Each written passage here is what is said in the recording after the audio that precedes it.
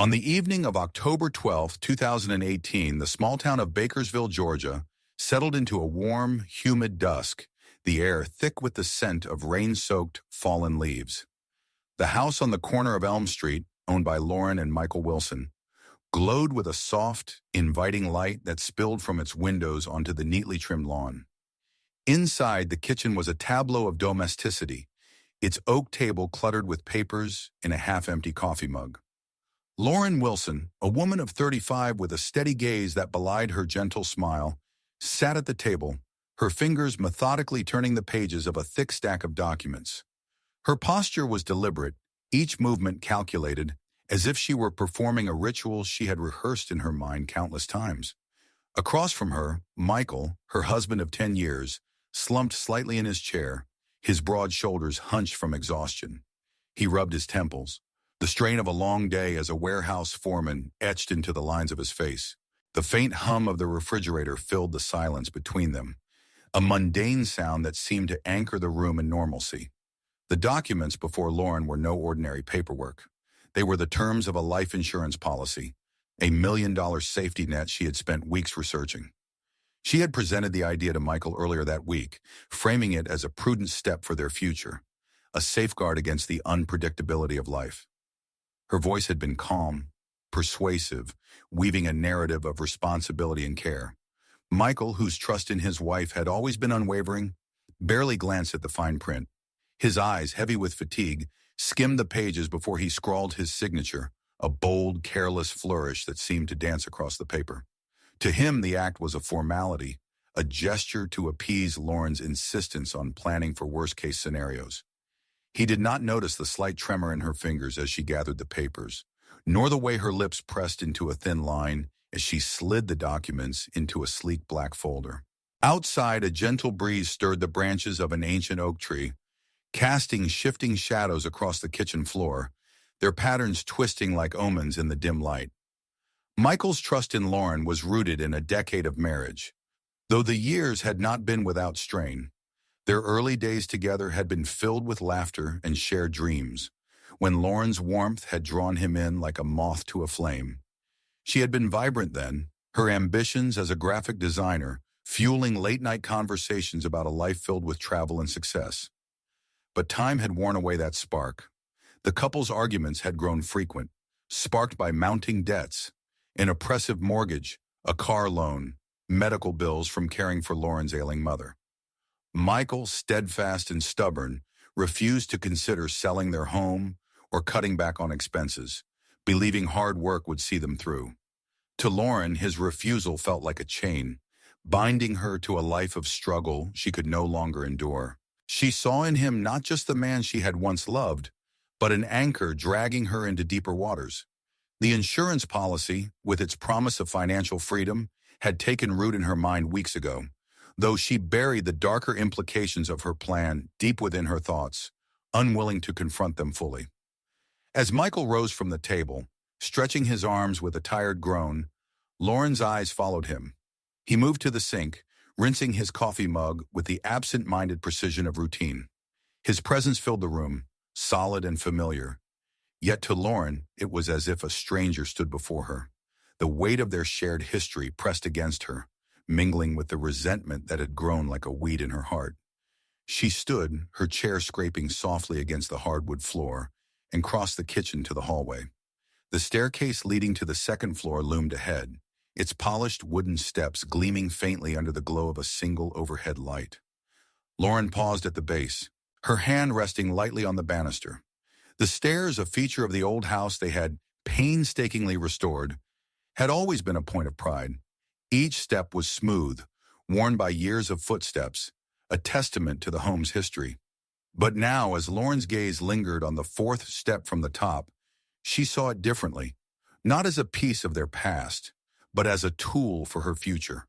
The house itself seemed to hold its breath, its walls steeped in the quiet tension of the moment. The oak tree outside swayed, its branches scratching against the window, the sound of faint whisper in the stillness.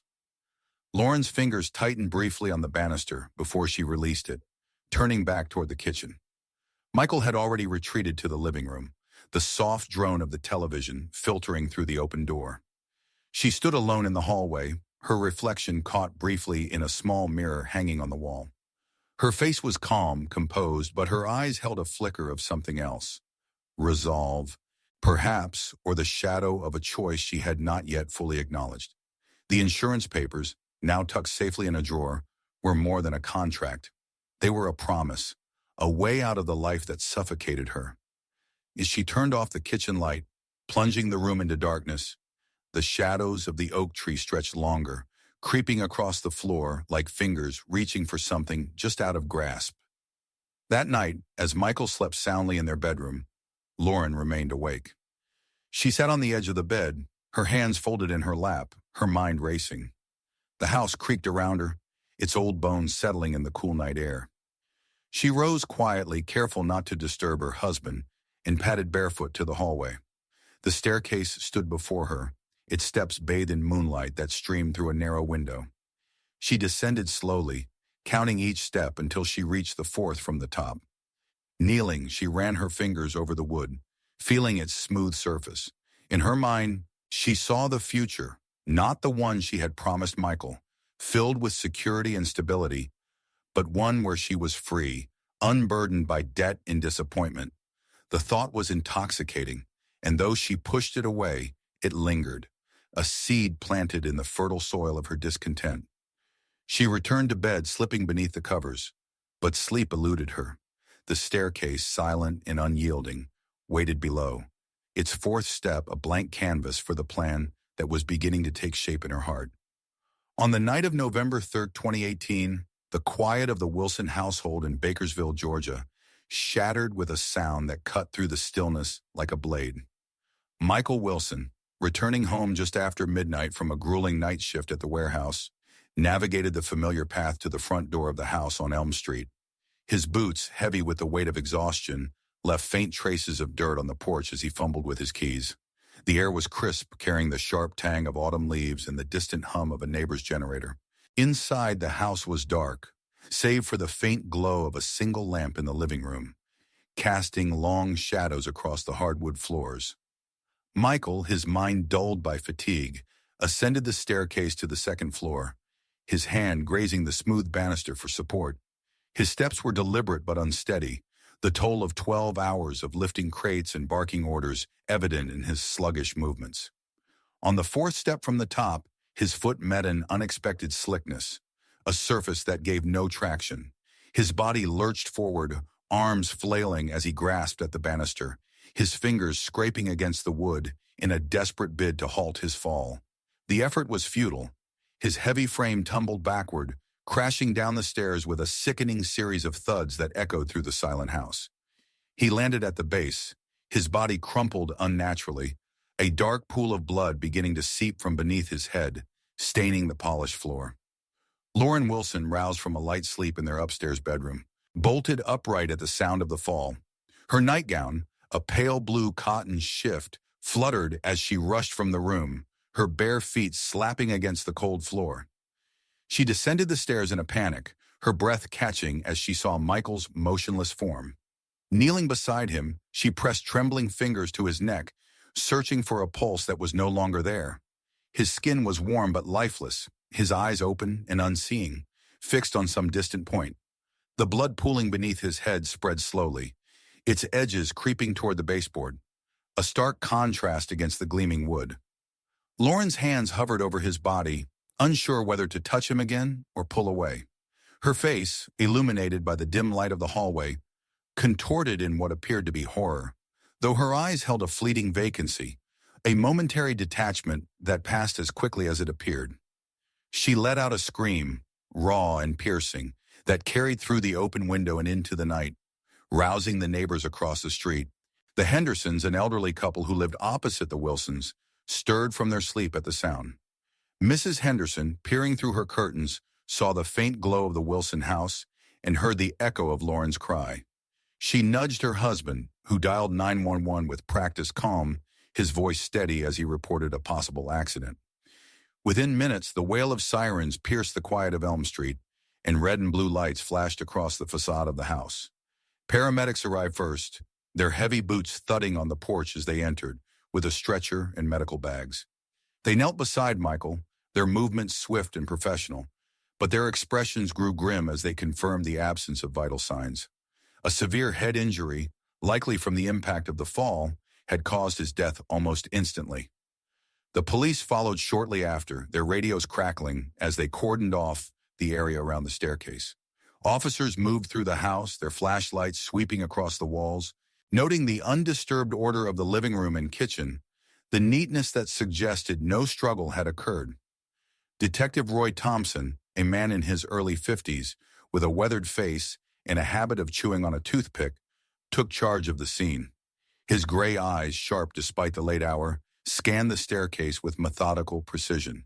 The steps, crafted from aged oak, were narrow and slightly worn, their edges softened by years of use. Roy noted the lack of clutter, the absence of any obvious hazards like loose rugs or spilled liquids. Michael's sobriety was confirmed by the paramedics, who detected no alcohol on his breath, and the hallway light, still burning brightly, ruled out poor visibility as a factor. Yet something about the scene gnawed at Roy's instincts. He crouched near the base of the stairs, where Michael's body had come to rest, and examined the bloodstain, its shape irregular but contained, as if the fall had been sudden and uncontested.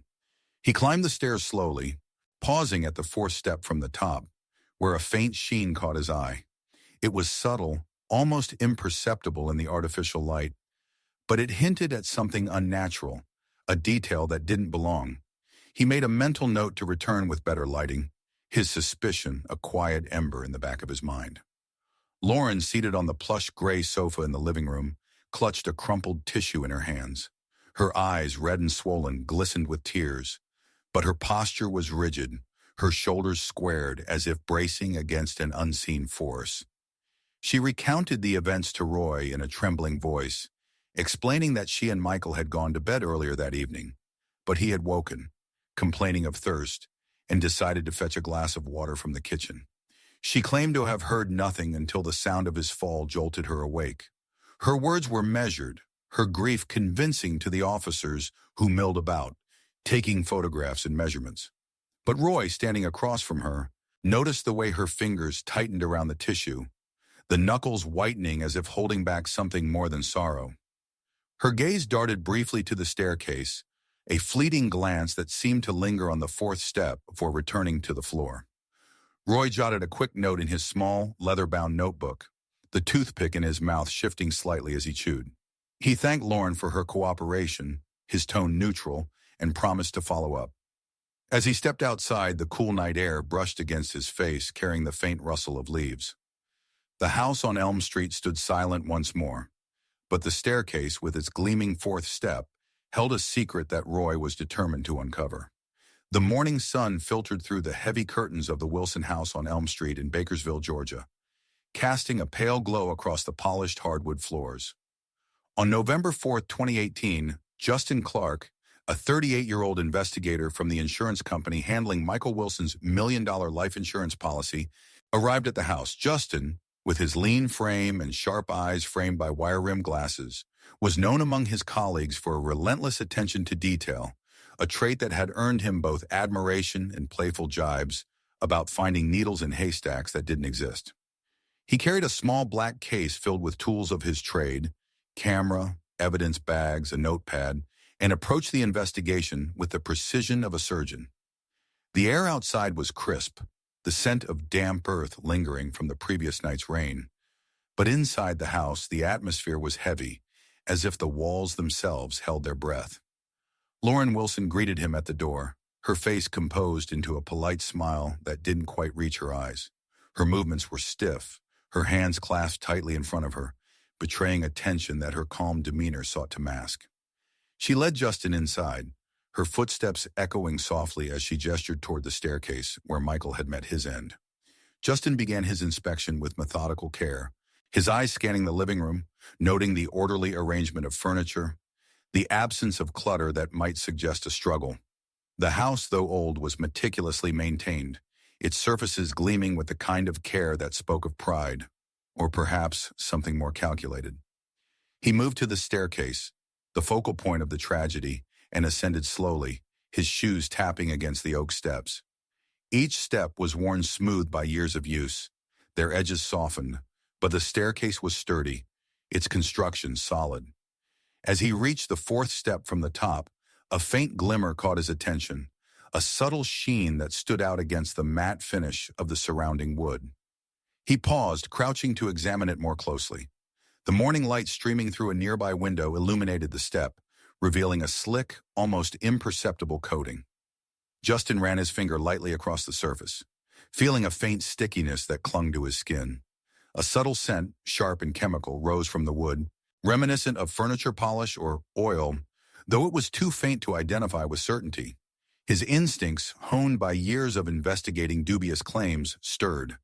This was no ordinary wear or cleaning residue. He retrieved his camera from the case, snapping several photographs of the step from different angles, the flash highlighting the glossy patch.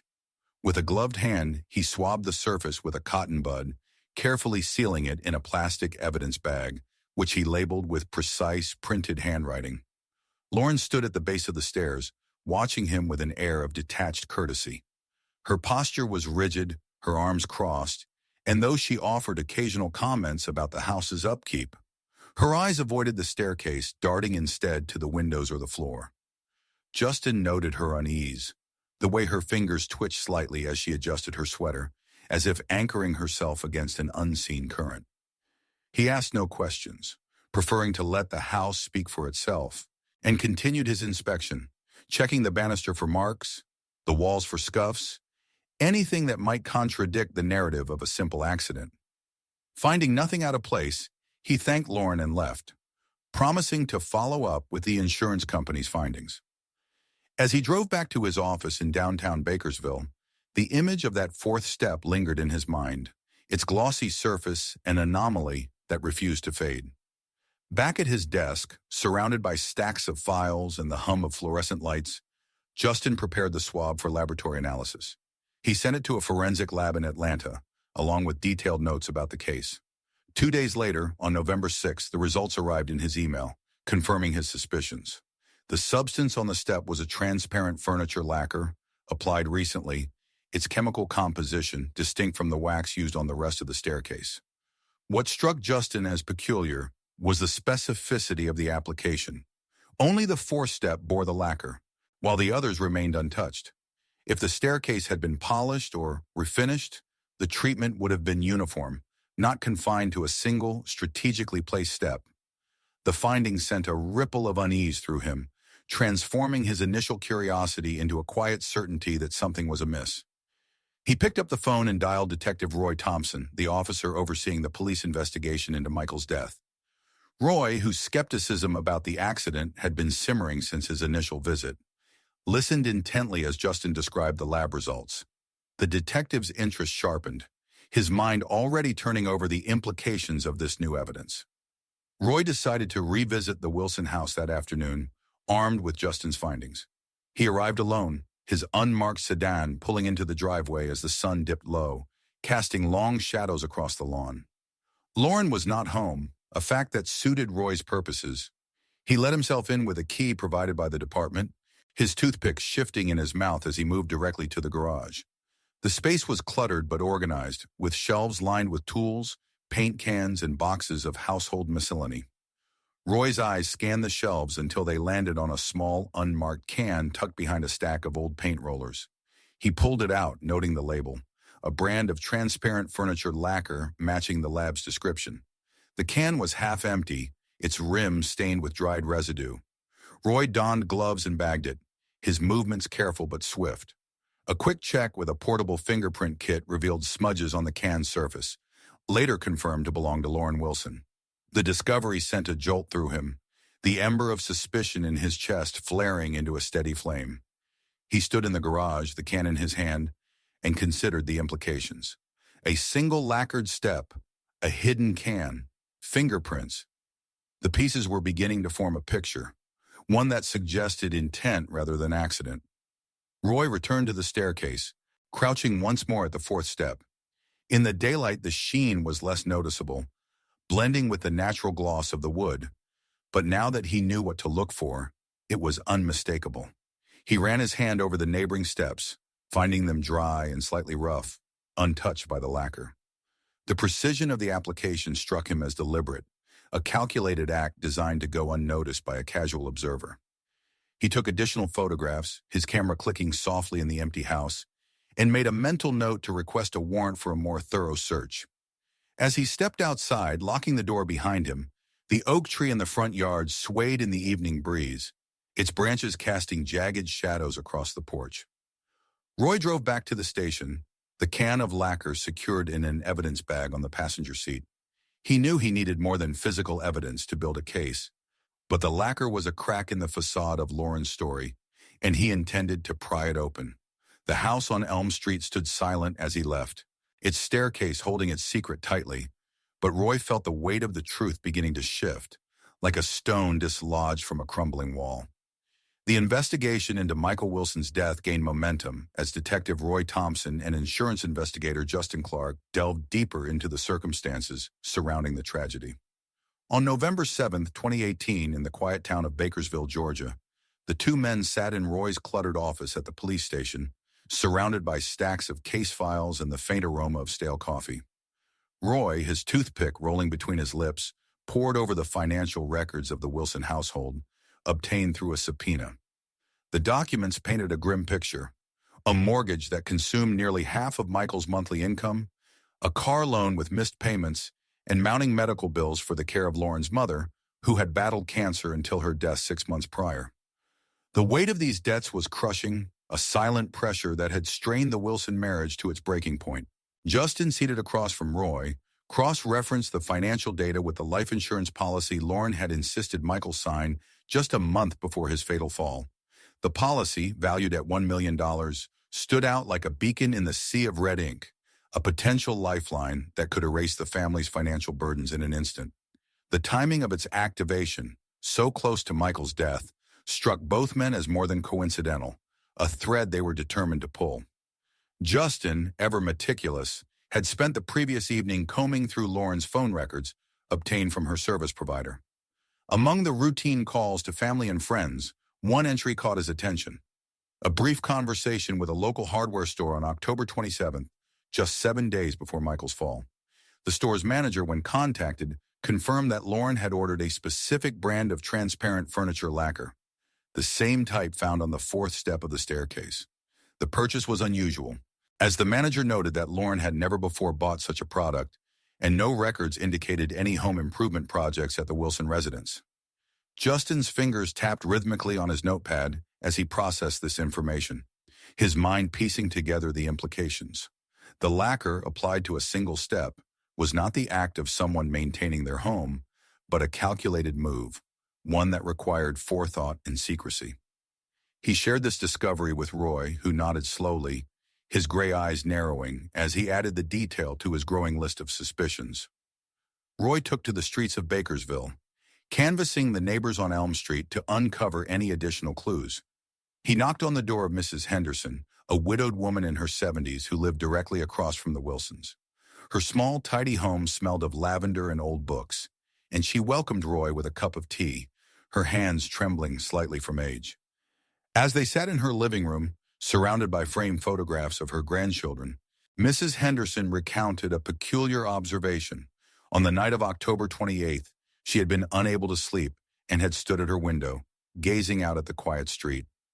Around midnight, she noticed Lauren in the Wilsons' front hall, visible through the open curtains.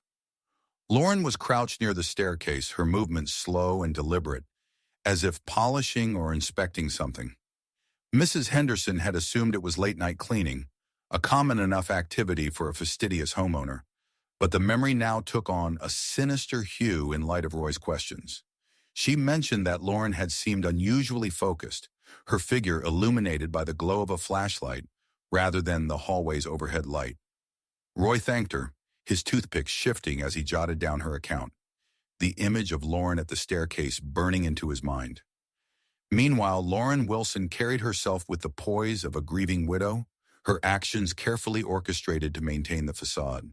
She organized a memorial service for Michael, held on November 8th at a local community center, where friends, coworkers, and neighbors gathered to honor his memory. The room was filled with the soft hum of condolences, the clink of coffee cups, and the murmur of shared stories about Michael's kindness and work ethic. Lauren stood at the front, dressed in a simple black dress, her hair pulled back tightly, her face a mask of sorrow. She nodded graciously as people offered their sympathies, her hands clutching the edges of her dress, fingers twisting the fabric in a nervous rhythm. Yet her eyes, dark and guarded, avoided direct contact, flitting across the room as if searching for an escape. She moved among the mourners with practiced grace, accepting hugs and murmured words. But her posture betrayed a subtle tension, a rigidity that suggested she was holding herself together by sheer will. When she thought no one was watching, her gaze drifted toward the staircase visible through the open door of the center's hallway, a fleeting glance that seemed to check for something unseen, some trace she feared might remain. Roy attended the memorial, standing at the back of the room, his arms crossed and his toothpick rolling slowly in his mouth. He observed Lauren closely, noting the way her hands never stilled, the way her smile faltered when she thought no one was looking. He saw her glance at the staircase, a quick, almost involuntary movement that confirmed his suspicions. The staircase, with its lacquered fourth step, was the key to unraveling her story, and Roy was certain she knew it. He had seen enough grieving spouses to recognize the difference between genuine sorrow and a performance. And Lauren's demeanor, while convincing to most, carried the faint cracks of artifice.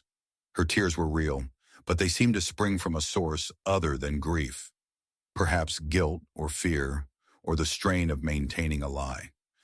Roy made a mental note to keep her off balance, to confront her in a setting where her guard might slip. He decided against a formal interrogation at the station, where she could retreat behind prepared answers and legal counsel. Instead, he planned to question her in her own home, where the staircase itself would loom as a silent witness, its presence a pressure she could not easily dismiss. As the memorial ended and the mourners dispersed, Lauren lingered, tidying up the refreshment table with mechanical precision. Roy watched her from across the room, his eyes tracing the lines of her face, searching for the truth beneath her composed exterior. The community center's fluorescent lights cast harsh shadows, highlighting the faint lines of strain around her mouth. She folded napkins, stacked plates, and wiped down surfaces, her movements deliberate but distracted, as if her mind were elsewhere. Roy slipped out quietly, his mind already mapping out the next steps.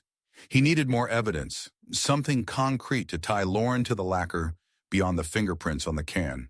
The phone records, the neighbor's testimony, and the lab results were compelling, but they were circumstantial, pieces of a puzzle that needed a final, undeniable connection. As he stepped into the cool evening air, the oak tree outside the Wilson house swayed in the breeze, its branches casting jagged shadows across the street. Roy drove back to the station, the weight of the case settling heavily on his shoulders, but his resolve was unshaken. The cracks in Lauren's facade were widening, and he was determined to see what lay beneath.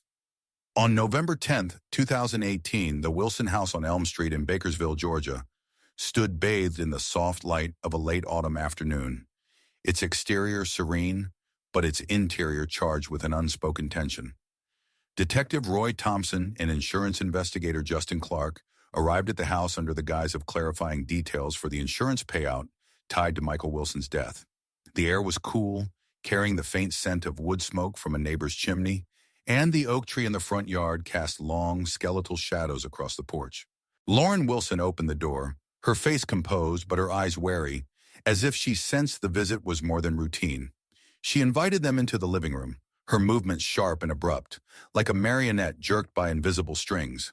The room was tidy, with plush furniture arranged neatly, and a faint trace of lavender air freshener lingering in the air. Lauren offered coffee, her hands trembling slightly as she gestured toward the kitchen, but her voice carried a strained politeness that betrayed her unease. She sat on the edge of the sofa, her posture rigid, her fingers clasped tightly in her lap, as Roy and Justin settled into armchairs across from her, their faces neutral but their eyes watchful. Roy began the conversation with deliberate ease, his toothpick rolling slowly in his mouth as he asked about Michael's daily routines, his habits at home, and the state of their marriage. His questions were innocuous, designed to lull Lauren into a sense of security, but his gray eyes studied her every reaction. Noting the slight tightening of her jaw, the way her fingers dug into the fabric of her skirt.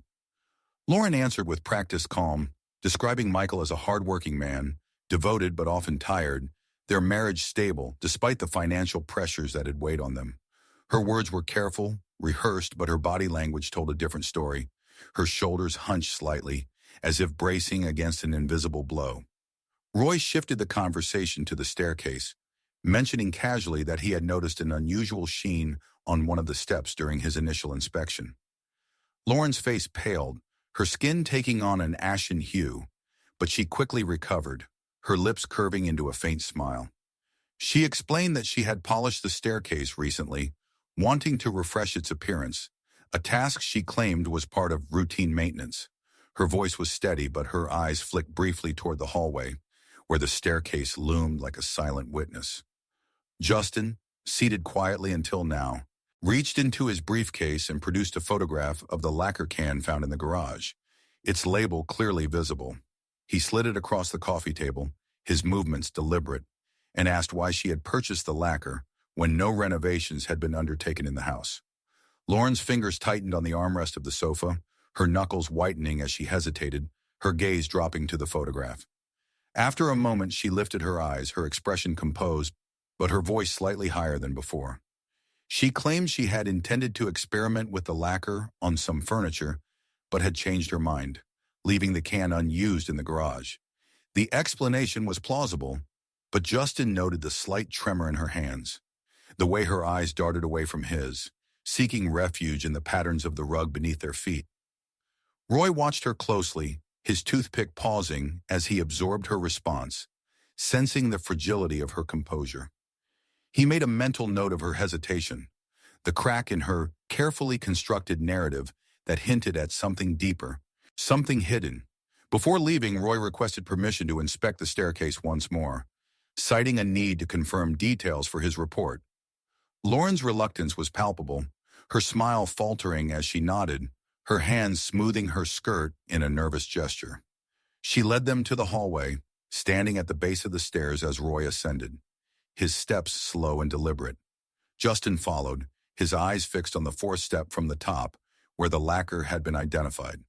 While Roy engaged Lauren in conversation, asking about the age of the staircase and its maintenance history, Justin crouched discreetly, his gloved hand brushing lightly over the step.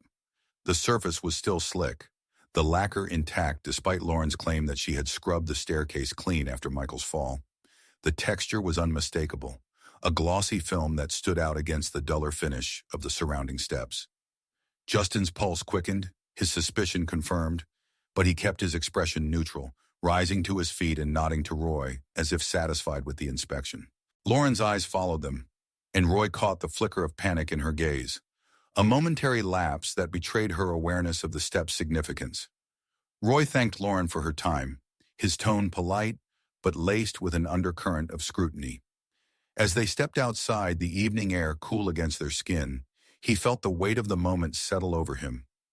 Lauren's story was unraveling, her confidence eroding like sand under a relentless tide.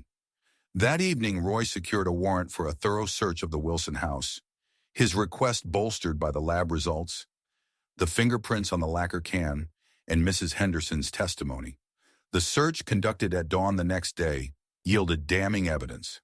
In the basement, tucked behind a stack of old furniture, officers found a rag stained with the same lacquer, its chemical scent sharp and unmistakable.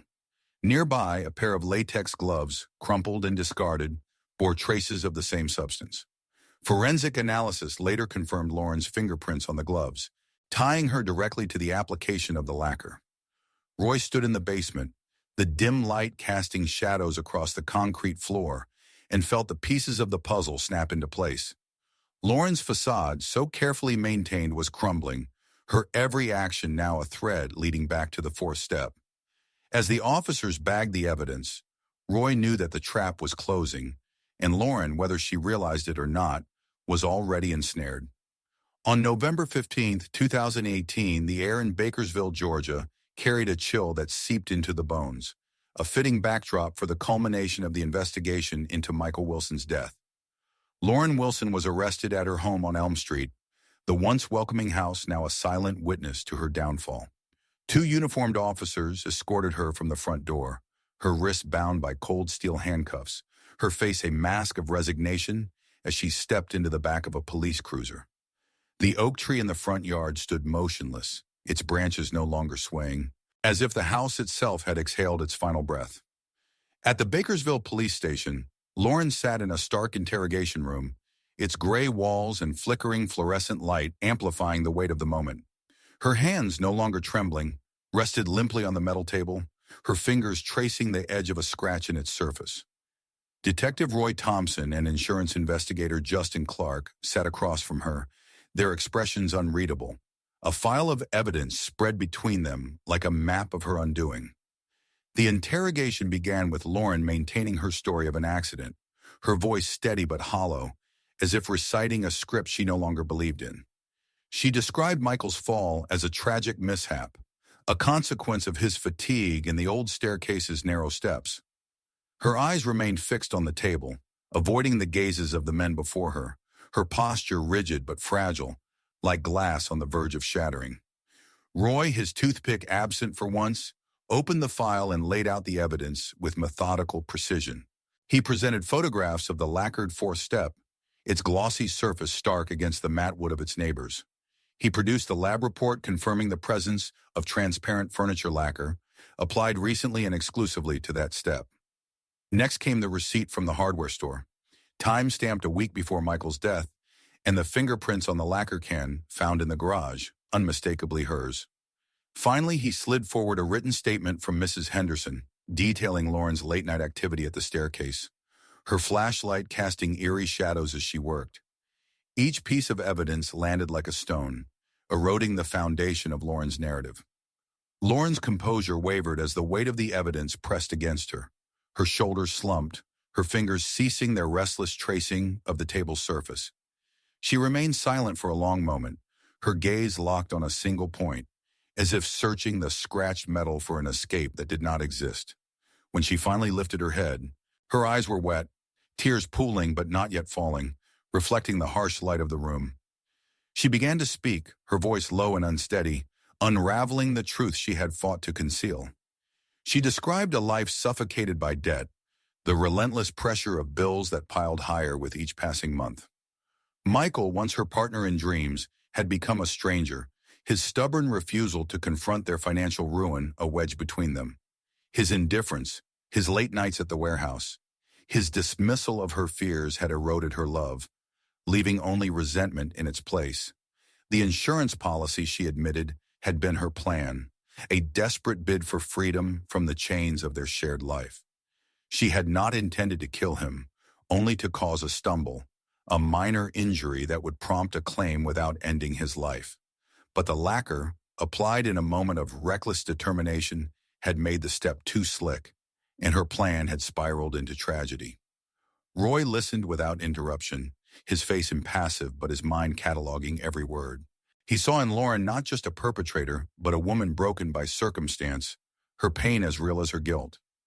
Yet her remorse could not erase the calculated nature of her actions, the deliberate choice to coat a single step with lacquer, knowing Michael's habits, knowing he would climb those stairs in the dark. Justin, seated beside Roy, took notes, his pen moving steadily across his notepad, but his expression betrayed a quiet unease. The truth, now laid bare, brought no satisfaction, only a hollow sense of resolution.